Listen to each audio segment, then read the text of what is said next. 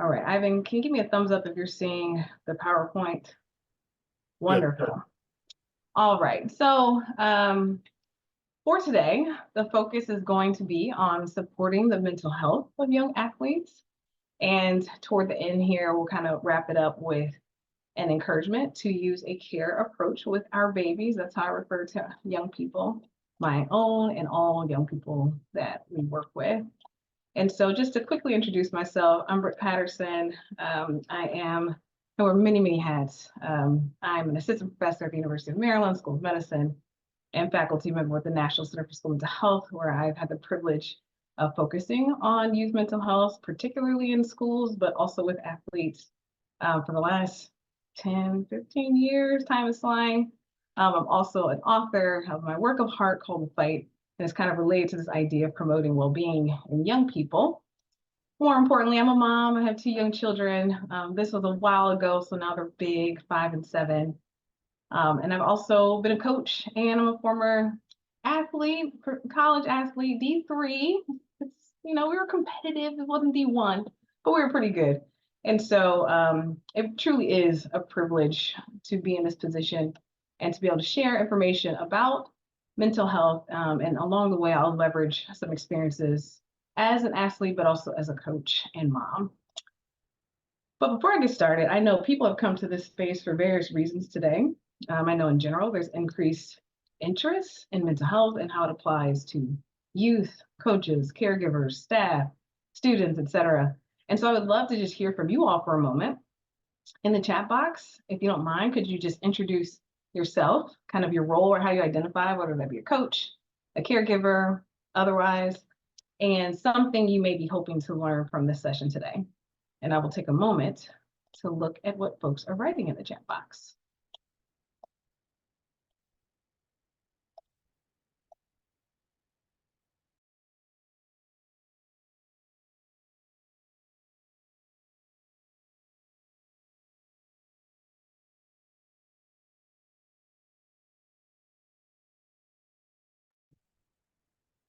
Ivan, I don't see anything yet. Is the chat box enabled for participants?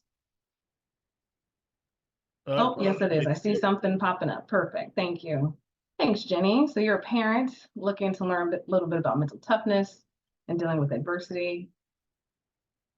Thanks so much for being the brave one to kick us off. Let's see. Jason, parents of a teen athlete. We're here to learn more about how to support our teen athlete while not overwhelming him in the new youth sports environment. Hi, Marlene, parent, looking forward to hearing a way to help motivate your daughter. Fun struggle for caregivers, for parents. I often say caregivers because caregivers come in all forms, not just parents, but yes, motivating young people, fun challenge. Father of multiple athletes. How can we motivate and have fun too? Yes. Katie, mother of 2 athletes, struggling to know how to best handle our relationships as they grow in their soccer careers. Oh, yeah. I know you're not alone in that wondering. Hoping to find new information for both my child and students who will be navigating the student athlete roles. Yes. A lot of us wear multiple hats, so thank you for offering that, parent and teacher. If athlete is injured, how to keep mental health when unable to engage in sport they love. Oh, such a great inquiry. Interested in learning about best way to encourage my son and daughter, as well as other parents and their teammates. 2 soccer players at home who often don't believe in themselves, beat themselves up for making mistakes. Hopefully I learn how to better help them. I have one for you right now. I learned this from one of my mentors turned friend turned colleague. Her name is Keisha Bishop, and she's the mother of an Olympic runner, Noah Lyles. And the word fail that we all will engage with at many times in our life, she does not interpret it as we see, like failure, but fail is an acronym for her. First attempt in learning. So share that with your babies. When they fail, we're going to use it as a first attempt in learning. And if you keep failing, frequent attempts in learning. But the more you fail, the more you practice, the better you get. Let's see, parent of a 10-year-old son, was our oldest and first to really dive into competitive sports and want to learn how to best support mental health. Awesome. All right. So I can tell you that for the most part today, we'll be talking about mental health and kind of proactive ways of supporting young people, not just when problems arise, but actually before problems arise, ways to help them leverage the skills already within them to just feel happier and more motivated overall, but then also how to maintain awareness and be able to notice when signs and symptoms of distress are showing up in our young people. So by the end, if I haven't really answered your question or you want more information, please do use the question and answer time to ask more questions and get connected to other resources that may be helpful. Thanks so much for engaging with me in the chat box. I really appreciate you all. Definitely helps at this hour. It's 9 o'clock for me on the East Coast. And so my brain cells at this point are just kind of trying to give up on me. All right, here's my agenda. So we'll talk a little bit about trends in mental health for youth, talk really briefly about risks and protectives in athletics, and then we'll spend the majority of our time in what I call the care approach. So what's impacting youth mental health? Oh, all kinds of things. So prior to COVID-19, folks like myself, mental professionals, we knew that at least 1 in every 5 young people would have a diagnosable mental health condition. So it's about 20% of mild to severe level. And then comes COVID-19. And we know that that changed the game.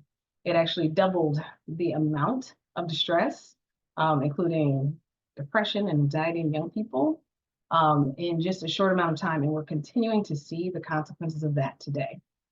In addition to that, kind of in parallel at the same time, we had COVID-19, everyone's at home, and we're also kind of being reminded on a global and national scale about longstanding social justice issues, political issues, and global health issues in our young people, different than when we were growing up or our generation, like parents and grandparents' ages. Our young people have social media. They have much more access to information, previously accessible only to adults, usually through news. They have access to this information, but without the filter of adults oftentimes. And so they have COVID-19 happening, that's big and scary. They have social justice, political issues, global health issues, big and scary. And then we also have the youth brain, which is under construction. We have all made it through adolescence, congratulations. But if we all think back, you can probably remember kind of having these ups and downs and ins and outs, and it was kind of sporadic at times, and that's normal for the developing brain.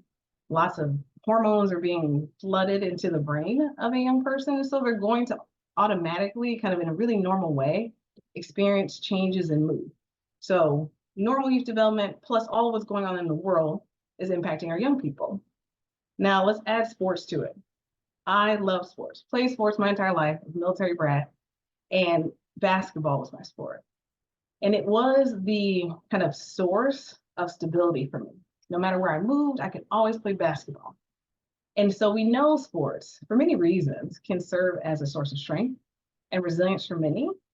But young athletes, especially elite athletes, may encounter mental challenges that are really unique to sports and sports culture. For example, one big issue is mental health stigma. This comes from an article from psychologytoday.com about mental health in sports. But we know that on average, athletes are more likely to experience the stigma associated with mental health and to have more negative attitudes about health seeking. And sometimes, this probably happened to some of us on the call before, we're fearful of losing a spot or maybe not having an opportunity that would be accessible if we were to only kind of stick it out and be able to work through it. I see a comment in the chat. Okay, just more responses to my initial question. Thanks so much for that. Before I go too much further, excuse me, because I recognize there's so many expertise in this room, more beyond mine. I just happen to be the one speaking most of the time today. You all know sports. A lot of you are probably athletes, a lot of you are coaches, and your parents, and you're seeing your children go through sports culture. What from your experiences in sports culture may be affecting the mental health of our youth or of your athletes or your children? Let's use the chat box for that. Let's get some ideas before I share mine.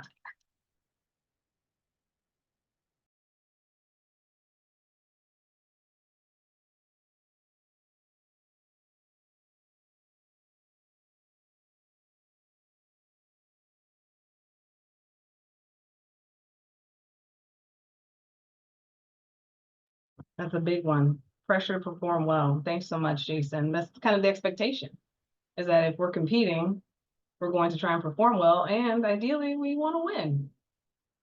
Absolutely.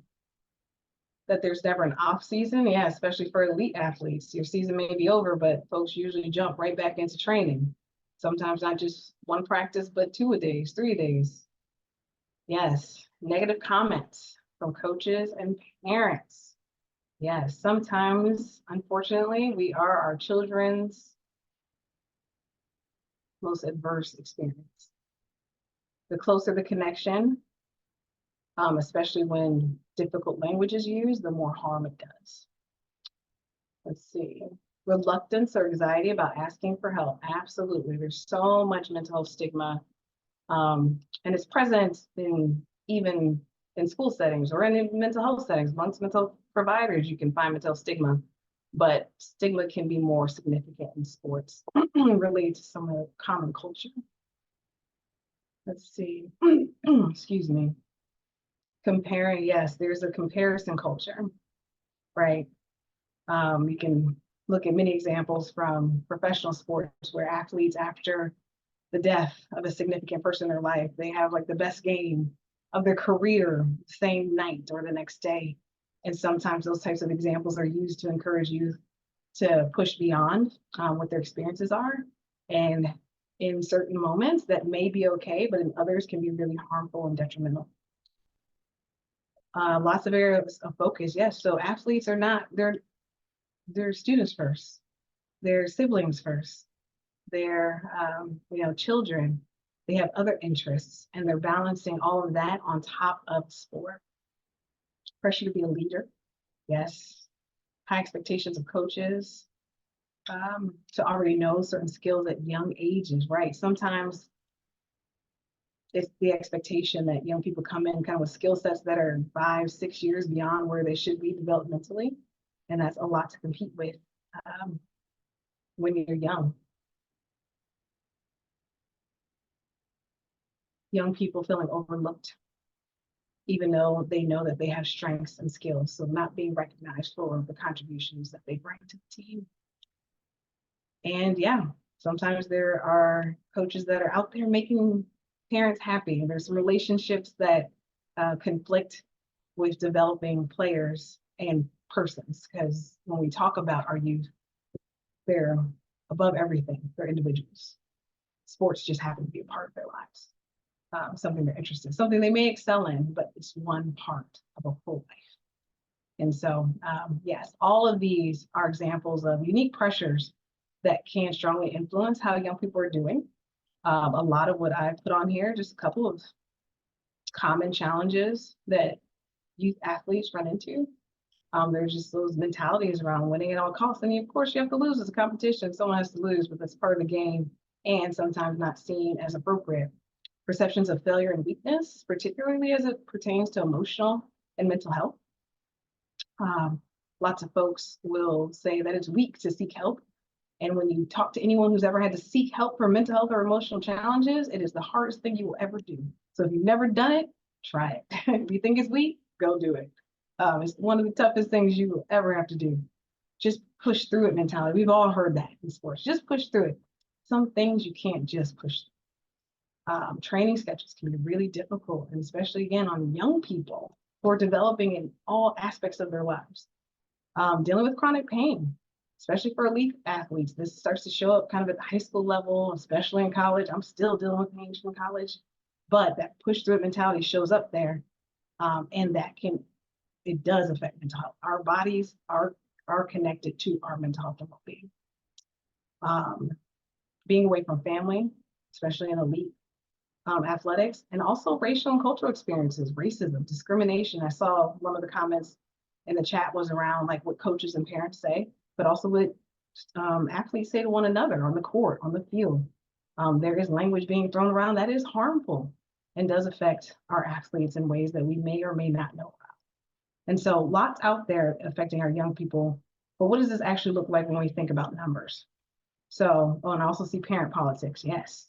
Come on, parents, we have to work together for our babies. There's room for everybody, but politics can interfere with how our young people are doing. So earlier I kind of mentioned pre-COVID. You see kind of those pre-COVID symbols at the top there. So 1 in 5. And what we saw after COVID was double in anxiety and depression in particular in young folks. So that's folks up through age 18. And approximately 1 in every 3 teenagers reporting feelings of regular sadness. So at least 4 times a week feeling really sad, which at 2 to 3 months indicates depression. We also saw a 51% increase in ER visits for suicidal ideation. So when we break this down into kind of how you are feeling or how this shows up in young people, I just put this here for basic kind of mental health literacy, things to look out for. Anxiety and depression are kind of the big two that are standing out in young people overall. So when we think about anxiety, actually, can I make this go backwards for a second? Yeah. There we go. Yes. Let's focus on anxiety first. So when we think about anxiety, what it can look like, there's like the feeling of anxiousness, which is normal. That's just like butterflies, kind of getting excited. And that can be a good thing, right? That helps you actually get ready to perform. But anxiety is also a diagnosis when it shows up consistently and impairs functioning for youth or adults. And so what that could look like in your young people, it could look like changes in appetite. If you have someone who eats a lot and all of a sudden they're not eating, be concerned. Ask some questions. Physical complaints. So folks will end up going to like the doctor's office, or the nurse oftentimes complaining of stomach aches and frequent headaches, not feeling well, feeling nauseous. Those are common signs of anxiety. Performance.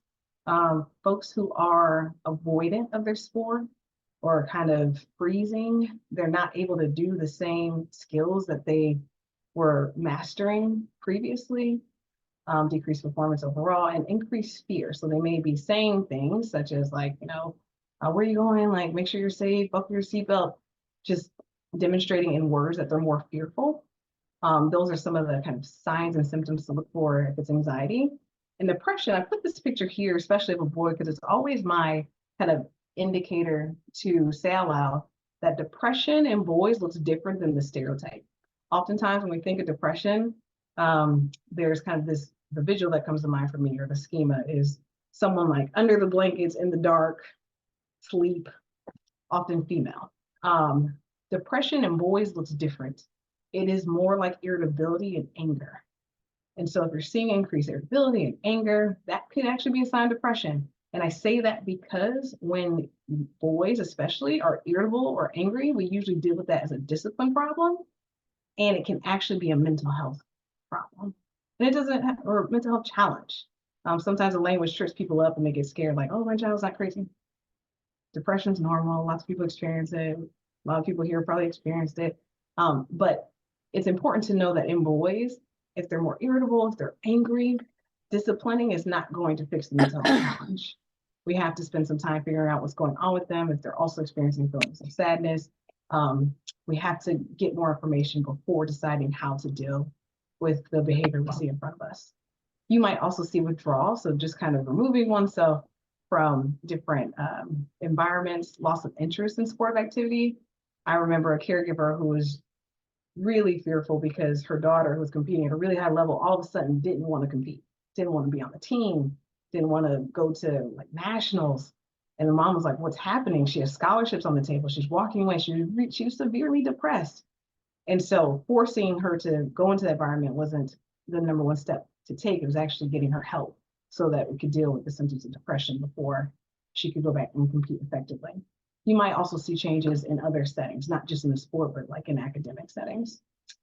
How does that look different from regular teen hormone changes? That's a great question. So the teen brain is under construction. That's how I always talk about it. And kids are usually up and down. What you see in teens when it's typical development, it's the up and down pretty frequently. When it's depression, it's down for a long period of time, usually 2 to 3 months. Versus teen behavior is like depressed today, down and out, listening to all the sad music. The next day it's like, like raging out, like having fun with my friends. That's not depression, that's a normal teen. So you look for consistent depression symptoms if it's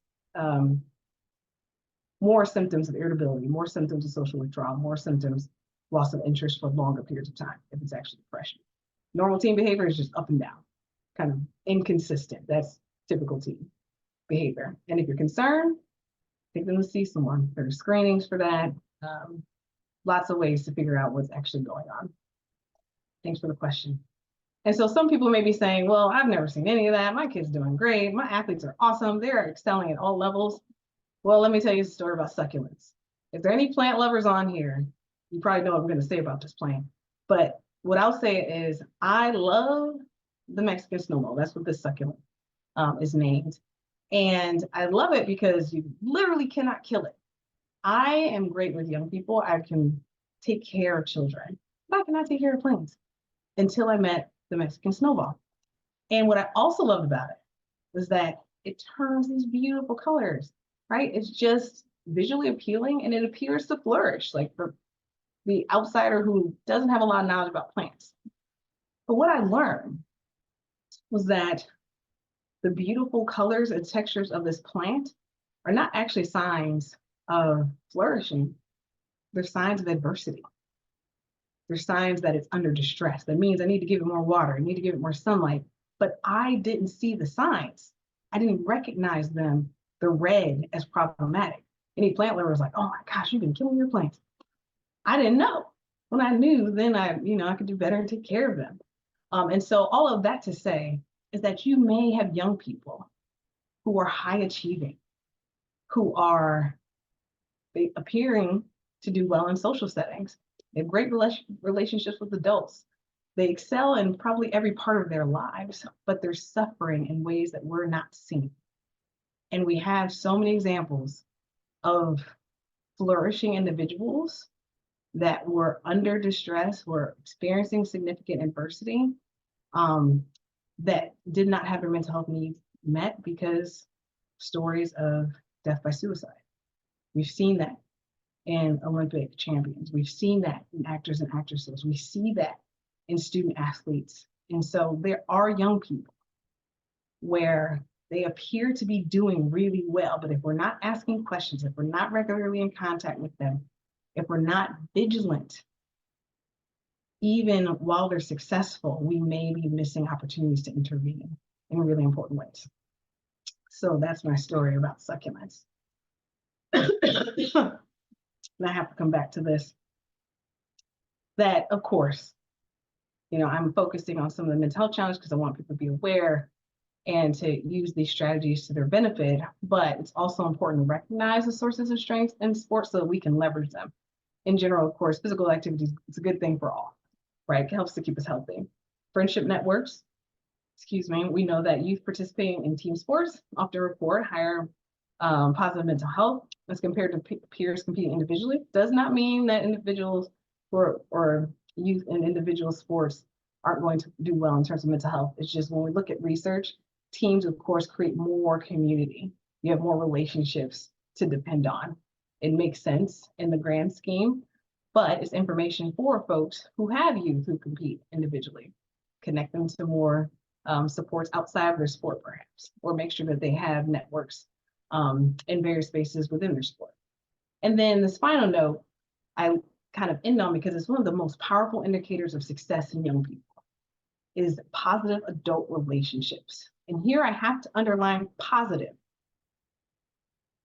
plus supportive, because what that means is someone who is accepting of the individual, and given the various identities folks may have, acceptance means a lot.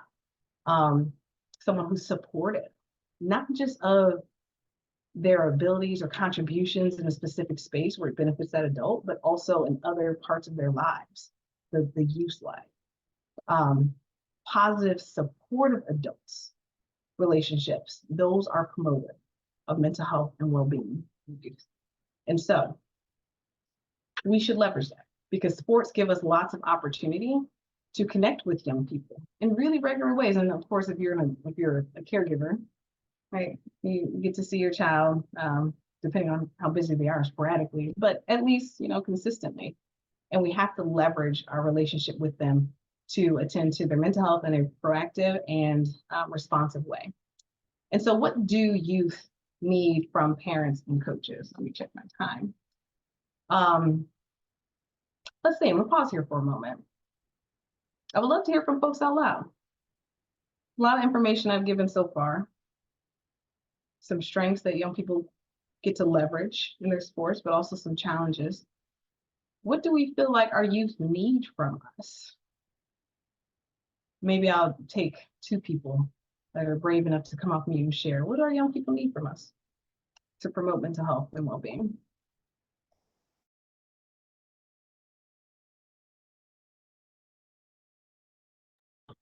All right, I'm seeing chat box. Let's see. Support, listening ear. Yes, listening ears. And that's hard for adults. We struggle with listening.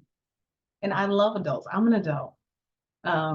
But listening can be hard for us. Lack of judgment. Yes, removal of judgment or non-judgmental conversation with young people. That can be really hard. And that's okay. We all struggle with it. They need encouragement. Yes, lots and lots and lots of encouragement. In fact, they may need that more than anything. Patience and ability to explain in plain terms expectations. Yes, lots of patience. Lots of patience with our young people, because they're smart, but they think they're smarter than they are, and then also we don't give them enough credit for everything they know. Yes, adults need a positive mental attitude. Yes, that is one piece that I don't get into as much today, is the role of adults being models. So anything that we want more from our young people, we have to be the models of. We want more mental toughness from them. How do we show up with mental toughness? We want more patience from them. How do we show up with patience? We are their examples of everything we're asking them to be. And so, yes, we must be the models of all that we're trying to get from them. Let's see, I think that our youth need encouragement and stories that they can relate to about delayed gratification. Oh yeah, learning does take time, and listening to coaches is important. The more they play, the better they become. Sports are empirical. Yes, there's a lot of evidence behind the benefits of sports. And yes, young people do need to learn that listening to coaches will help them. Coaches and parents, I have to challenge us too. We have to learn to listen to the young people, because sometimes they tell us how they learn better. We have our ways of teaching that come from how we've been taught, what works for us, but there are also very different learning styles. That's an entirely different talk. But we must teach young people to listen by first listening to them. And it is so counterintuitive because we're adults, and that is just not the culture of adulthood. But there are strategies that help people, that help young people to better listen to us. And one of the first steps is modeling. We must practice before we preach. So hard to do, but such a powerful intervention, that in and of itself. Okay, so I have a couple of things here. I want that to go away, but I guess I put it up there first. I have the pleasure of working with and being a part of a conference amongst other Olympians, coaches working at the Olympic level, parents, teachers, mental health professionals who all support elite athletes. And we had conversations around the mental health and wellness needs of young athletes. And I just have a couple of quotes here indicating some more of what young people need from us. And so this is from Noah Lyles. He's considered the fastest man in the world right now. And he said, in a world where people often scream your failures and whisper your accomplishments, I'm thankful for my community that supports and encourages the whole person. I have a lot of strengths and skills for careers after this. So we need strength, focus, community. We have this from Gracie Gold, an Olympic figure skater who struggled with depression. When an athlete is injured, she notes that professionals are immediately accessible. The same has to be true for emotional and mental health or mental well-being. And then from Deja Young, a Paralympic sprinter, even if you can't compete right now, you're still a great sister, friend, teammate, daughter, and person. So you are more than just being an athlete. Your health and healing is a priority because you have value beyond your athletic contributions. So essentially, the communications are, you need to support a community that's focused on the whole person and strength focused, responsive to mental health and emotional needs, but also in steady conversation and connection with the athletes. And so that's going to move us into care. Okay, So like I said, this is actually what I use for that specific conference. And it's a way for me to distill down some core practices for promoting well-being in young people before even there's a challenge. And CARE is an acronym, and I did that just to make it easy for folks to remember the concept. I will apply CARE beyond kind of this section to one more idea that I have at the end for you. And so in general, I think of CARE as an approach to help us develop skills in individuals, but also the person. And that's perhaps the most important piece that I've learned from working with elite athletes, so Olympic level folks, is that you must develop the whole person, because the skills are going to be there. Skills can develop, but if the whole person is struggling, those skills cannot help them to be well enough to perform at their highest level. And so CARE stands for creating time to talk, asking open-ended questions, responding and reinforcing the messages that come up in those meetings, and also expanding the network of the young person we're talking about. And ultimately, the major goal is to leverage a key strength in sports, which is the adult relationship, the positive, supportive adult relationship, to promote mental health by, number one, encouraging their interests, motivations, strengths, and talents. Someone said that in the chat box, maybe encouragement. Yes, that's the first thing we should be doing. And then also identifying their challenges or needs and or signs or symptoms of distress. Okay, so we're gonna spend a couple minutes on each of these just to give us a little bit more structure around what this should look like. And I'll pull in examples from my kids and hope they're helpful. And so making time for regular informal check-ins. Again, the idea here is to make time, okay? That can be informal, but regular. And so if I give an example from being a parent, I have 2 young children. I've recently gone through a separation and my divorce is like imminent. And so when we moved, I made it my mission to have regular check-ins throughout the day, and our check-in time is any meal. I'm one of those parents, we don't eat in front of the TV at any point. We just don't. Early on, my kids didn't like it, but that's our check-in point. It's kind of an informal check-in. We just talk about things there. That is protected space for conversation. So at home, for parents, it could look like that. You want to create space where you're just talking. You're available to talk. We'll get more into topics in just a moment. For coaches, it could look more like scheduling regular meetings, at least 30 minutes. Do not schedule an athlete for 5 minutes. It's just a rule that I have. It's not long enough, especially if you want to kind of engage in this proactive and ongoing conversation and getting to know them, their strengths, building them up, things like that, which is the goal of this. And so schedule at least 30-minute, but maybe 60-minute conversations for structured kind of content.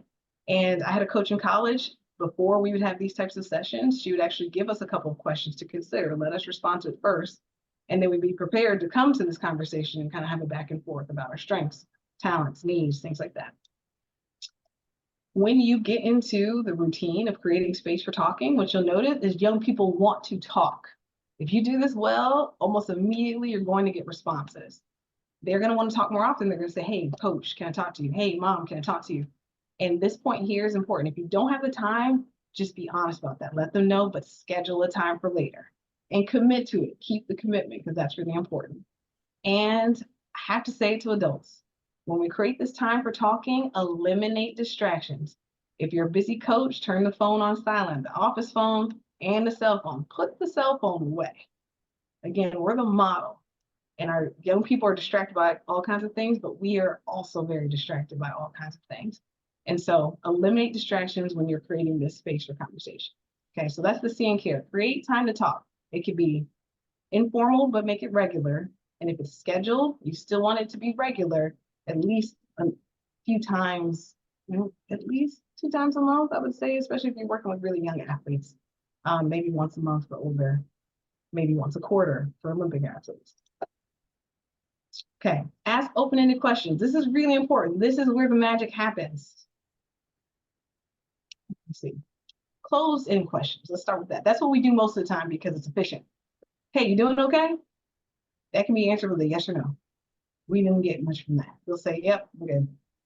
Nah, but whatever. You want to ask open-ended questions, something that cannot be answered with a yes or no. Okay. So you want to give them a chance to be able to say something that gives you more information. So you have to ask good questions. That's number one. And you want to focus on the entire person. The goal here is not to find problems. The goal is to, again, get to know a person, identify their strengths, their talents, build them up, encourage them, things like that. Just hear about who they are and what's going on. But also, if you think something's going on, like, hey, I know there's like your mood has been a little bit different lately. What's going on? What's changed? That's an open-ended question. You can have those conversations when you need to, but that shouldn't be the only time that you have care conversations. Care conversations should be regular, but can be focused on just day-to-day experiences, but also really important topics that are kind of your priority. Listen for what they're communicating. There are the words that people say, and then there's kind of how they said it.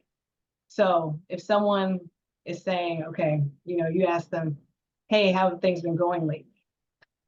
That's an open-ended question. And they say, everything's fine. They communicated a lot with those nonverbals. And if you're like, well, okay, you said everything is fine, we've missed a big opportunity. And oh my goodness, that's not good. We have to pay attention to what they're communicating beyond their words. How they're communicating it matters too. And that gets kind of to the third point. Observe what's going on, including their nonverbals, and try to identify what they're feeling. This one came up in the chat box earlier. Young people need non-judgment. And we are judgmental of these young babies. This generation is challenging us adults in so many ways. And it's natural to judge. That's kind of a brain-based function. It's just something we learn to do, and it makes our brains more efficient. But judging deters young people from sharing with us. We have to be open-minded. We have to be able to hear them out. Doesn't mean we have to agree with them. We have to hear them out and be interested in their perspective and how whatever they're sharing with us affects their lives or influences their lives. So that can be really tough to do. So I have a challenge for you all because we're in a sports space. Oh my gosh, it's 9:43. You know what? Let's see. We're gonna try it all out because open-ended questions, that really is where the magic happens. I have an electronic survey. It's called Poll Everywhere, and you can access it in a few different ways. I want you all to try, like, think about your young people, the ones that like you have questions about in the chat box. What are some open-ended questions you can ask them, open-ended, that will allow them to tell you a little bit about what's going on with them in some way? That could be what's going on that's good in their lives, what's going on that's challenging them, what's going on that brings them joy. It could be anything. But let's challenge ourselves to come up with some open-ended questions for our young people. And what I can do once folks respond to the survey is send all responses back to Ivan, who can share back with the group. So the ways to respond are you can text, which you see below, Brittany Patterson 665, to the number 37607. You can use your phone, scan the QR code that's in this bottom right corner, or if I stop share, I can put a link in the chat box, and you can just click that. And then folks can respond, and I can share what's coming up for people. All right, the link's in the chat box now. Ivan, do you mind clicking that link just to make sure it's working the right way?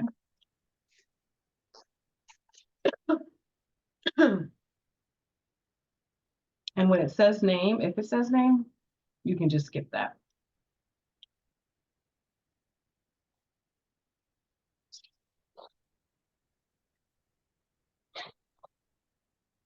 Perfect. Thank you. Thank you, Lydia, for this thumbs up to confirm it's working.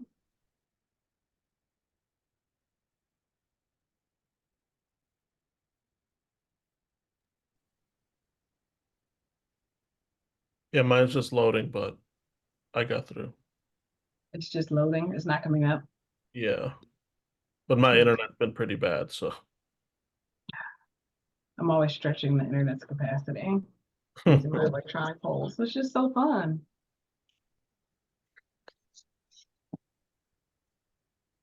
Yeah, You it's can also good. text. I got it. I got it. It's there now? Okay, perfect. I'll give us about 30 seconds. I'll give us a minute to put some open-ended questions in there.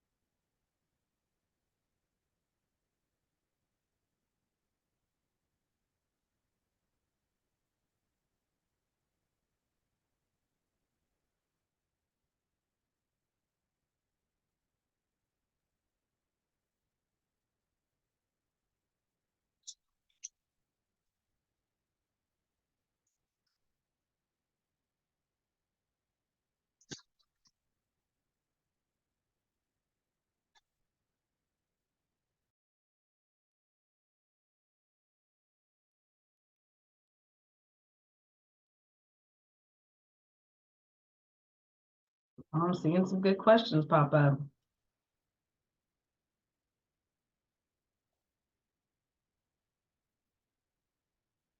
If there's one skill that changes relationships between young people and their adults, it's adults' abilities to answer or to ask open-ended questions.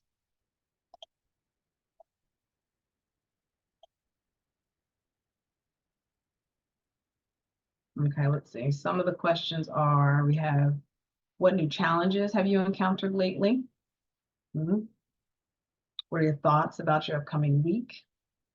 Just considering all the young people are balancing, such a great question.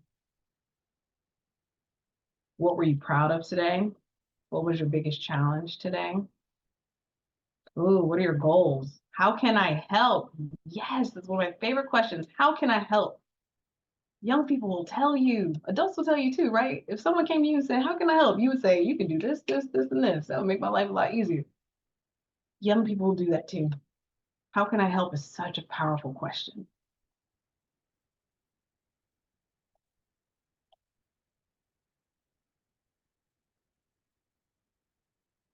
What do your friends think about your schedule? What made you most proud today?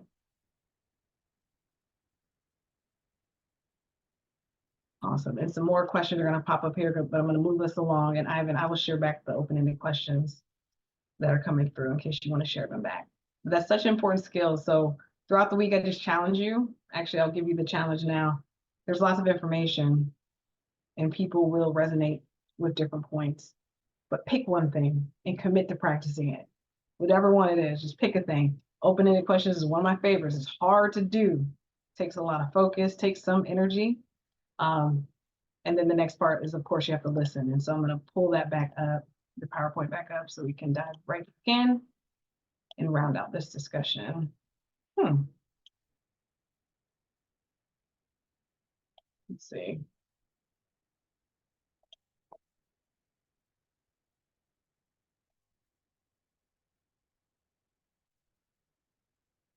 Interesting. All right, I'm going to share my screen and then go for my PowerPoint because that did not want to cooperate with me just now. Okay, and I think I'm back to where we were. And I have avoid giving advice. I'm sure someone was like, what? Isn't that my job? Yes, when asked. So sometimes young people will say, hey, all right, we've had this conversation. What would you do? Can you give me some advice? That's the time to give advice. Oftentimes adults, because we have adult privilege and we know a lot and we want to offer our expertise. We want to help them, but people can't receive what they don't want. And so if, and that includes youth and adults, right? If someone gives us unwanted advice, unsolicited, we're not gonna take it. Youth are the same way. But when they ask for it, yes, we can give it. And we can work them up to the point that they actually ask for advice too. Or we can just say, hey, can I offer my advice? And they'll say yes, most of the time. Or they'll say no. And we say, okay, got it. Maybe next time. There's just a couple of quick kind of open-ended questions. And like I said, they can be about anything, but they can also be very direct and focused on any observed challenges. Okay, respond and reinforce, really important. So you've made time to talk. You've asked some questions, and now you want to reinforce that or increase the likelihood that they'll continue to share with you so that you can pay attention to what's going on with them and what they need. So first, express gratitude. I think that this can be a tough space for adults is tell them thank you. Thanks so much for sharing with me. I appreciate you actually spending this time with me and being honest. Even if it's hard feedback, you may say, how am I doing as a coach? How am I doing as a parent? Those are powerful questions to ask, by the way. Some of my favorite open-ended. How am I doing as a coach? What can I do better to be more supportive of you? And if they have constructive feedback, thanks so much for your feedback. That's really important to me. It is my goal to really assist you in all these ways. But be grateful and let them know that we want to continue to talk with them. Communication strategy for when you've asked them a question, they've responded. Summarize what you've heard them say. Say to them, it sounds like you're saying blankety blank, blank, blank. Did I get that right? It's a way for you to be an active listener, but so that they know you are invested in what they're sharing. Ask follow-up questions. Don't just say, okay, thanks for sharing, bye. Ask some follow-up questions. Again, that's why it should be a longer conversation, at least 3 minutes, and build them up. Anytime you hear about strengths, if they're like, yeah, I'm really interested in, learn how to play the drums. Are you really? Tell me more about that. Like, how long you been interested?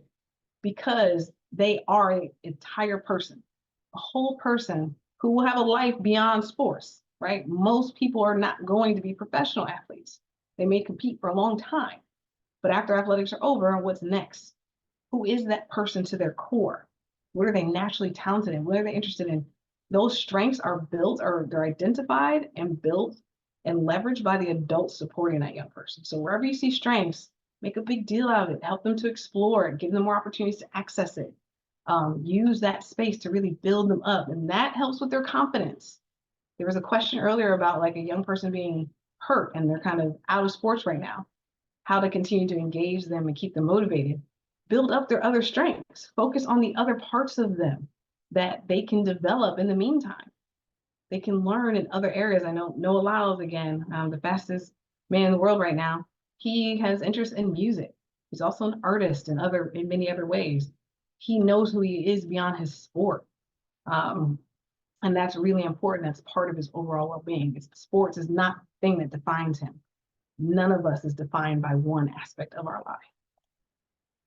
And then finally, expand your network. So no one, not a single person, not me as a mom to my daughters, I cannot be everything to them, nor should I be, nor should I try to be. Oh my gosh, no one can be everything to anyone. And so we know that individuals, adults and children, do better when they have large communities. The larger the community, a positive community, the better folks do, because you have different folks to access in your times of need, which are going to range in terms of topic. And so you want to expand their network with permission, of course, based upon their expressed needs. So if a young person is talking to you and they're like, yeah, sports going great, like I'm doing great there, but in math, I'm struggling a little bit. I really need some help with that. If you're not the person to help them with that academic need, who can we connect them to? Who else can be brought in to be of support to help them in that area? If they're struggling a lot academically, or when we struggle in any part of our lives, it affects how we feel about ourselves. And so wherever the needs are, seek to build supports there, okay? In proactive ways too. It doesn't just have to be a need there. If there's an interest, if they're like, I want to play the drums again, is it feasible to connect them to someone that plays the drums, or resources where they can build upon that skill or learn more, seek more information about how to pursue it in the future? Are they interested in art? What other after-school programs are there? How can they build skills in other areas? But also, how can we help them heal? Because sometimes our babies have diagnosable mental health conditions and they need more supports. Okay, we may or may not be attending to them right now. And so the question of here that we're not going to answer as a group is, what additional connections may my child or athlete need? That's just something I offer. When I think about my own children, I think about this question all the time, given the circumstance of my family. My kids are doing well, but I'm always thinking, what other supports may they need? And I'm always building their network, whether or not they like it. And so in terms of building networks, sometimes it's not people, but it's just resources. If your child has a phone, let's leverage it. As annoying as the phone may be, there are lots of resources, such as self-help resources and apps. There's an app for lots of things. This is just a listing of a few that are free and accessible through their phones. They're also, if you're in crisis, most people won't end up in a situation where they need to use a national hotline, but I offer this just in the event that you need it. Suicide hotlines are probably the one that I would say save that in your phone. If it's not for your child, it may be for someone else. If you're a coach, you never know when you may have an athlete who says, hey, you know what? I have been thinking about taking my own life, and actually I have access to a gun and I was planning to, do it today. You can call the line to help you through that. Okay, you don't have to know everything, but you should have some basic resources to access some initial supports. Okay, and then finally, my last note to adults. So here I'm switching up the CARE acronym for you all. Our youth do better when we do. So I'm gonna go back to this. Leaders know that to take care of others, they must first take care of themselves, because we pour into our youth whatever we have. If we're depressed, everything we do with them has a tone of depression. If we're joyous, everything we do with them has a tone of joy. Everything we have goes into our young people, no matter if it's good or bad for them, or good or bad for us. And so we must care for ourselves. And that's an entirely different talk about adult self-care, and there are different domains of self-care, but you must create time for your self-care. As a mom, mine is at 5:30 in the morning. I can't stand it, but I have to do it because that's when I work out. It's not going to happen otherwise. The needs for me oftentimes around physical well-being and spiritual well-being. Okay, but you have to assess for you, what are those needs, and then commit to a regular plan to promote your own well-being in various domains of your life and expand your supports. There's someone on here that needs mental health support and you haven't accessed it. There are resources for that. Please do send me an email if I can connect you to someone. We all need supports. And if we want our young people to get help, we sometimes have to be the models of that. We oftentimes have to be the model of that. So create time, assess the needs, get on your self-care, and expand your support so that you can be best